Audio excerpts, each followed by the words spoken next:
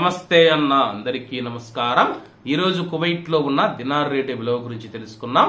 ఈ రోజు కువైట్ లో ఒక దినారు 282 రూపాయల 1 పైసాగా ఉంది. 1000 రూపాయలకు 3 దినార్ల 545 ఫిల్స్ అయితే మనం చెల్లించాల్సి ఉంటుంది.